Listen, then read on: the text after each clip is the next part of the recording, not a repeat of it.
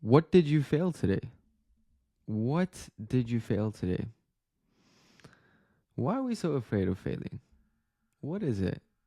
Why do we have such a discomfort when we fail? Have you ever asked yourself that?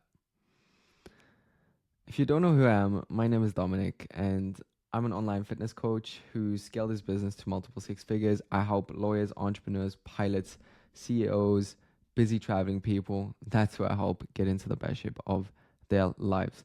And I came across this story. I'm actually reading this book right now, The Storyteller's Secret.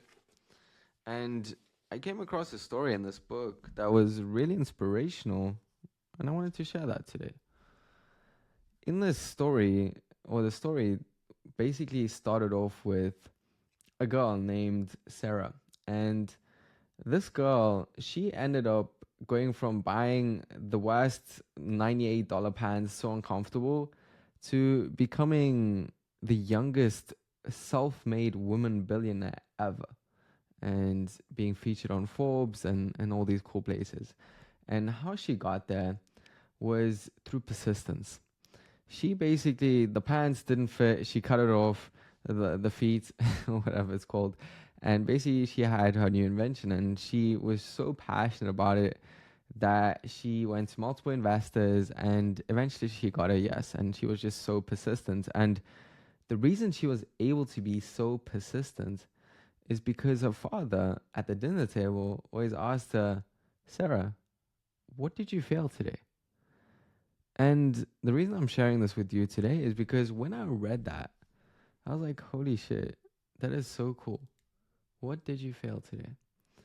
Because in order to grow, in order to become the best versions of ourselves, in order to become better overall, we need to fail.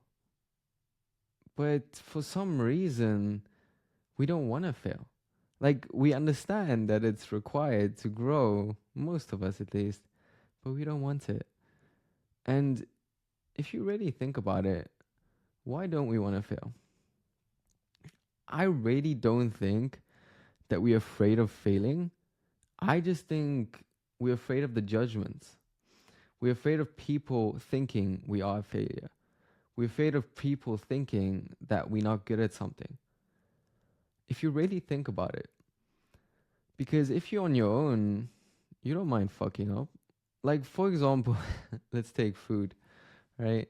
Like, if you're on your own and you fall to midnight cravings, yes, you'll be a little bit upset, but you won't mind that much.